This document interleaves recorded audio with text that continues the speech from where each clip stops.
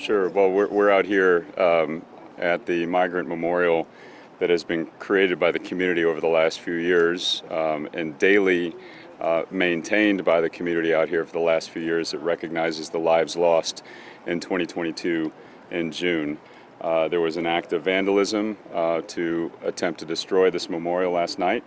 Obviously, this is a crime, and the DA will elaborate on the level of crime that is, but this rises the highest level of concern for me because it takes advantage of members of our community and also continues to fuel the level of rhetoric and hate that has been going on in our community and others about immigrants. And so we're asking anyone who has information about what happened here last night and the destruction of this memorial to come forward. We will find who is responsible for this, and they will be prosecuted to the fullest extent of the law. What happened here is not reflective of our community, and we will make sure that we find who is responsible. Do you feel like any other structures or anything else, especially the other memorial here, are at risk? This was a very targeted act against these crosses that represent 53 lives lost in 2022, migrants who came here to work and to have a better life for their families, and it was the target of an act of hate, and we are not going to tolerate that. And first thing, we're going to rebuild this, and we're asking anyone who has information about what happened to come forward so we can make sure that we find who's responsible. And you mentioned an act of hate. Do you foresee maybe a hate crime?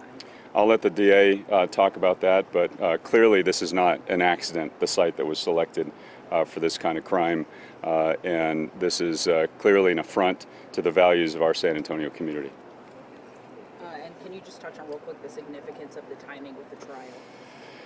I'll let others speculate about the timing, but look, this is a city that stands up for the rights of everyone and respects the dignity of every person, and that includes migrants who come to this country and people who lose their lives in pursuit of opportunity in this country. In this case, the migrants who are memorialized in this site. So, there is a level of rhetoric in our political discourse right now that quite clearly is fueling acts like this.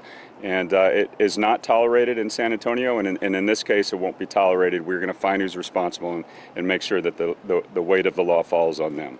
You mentioned political discourse. Do you feel the current administration, any of this lies on that? I think that question answers itself. Clearly, the administration is fueling a level of divisive rhetoric that causes people to be angry at other people in our community, and that simply is not productive, and it ends up in things like this.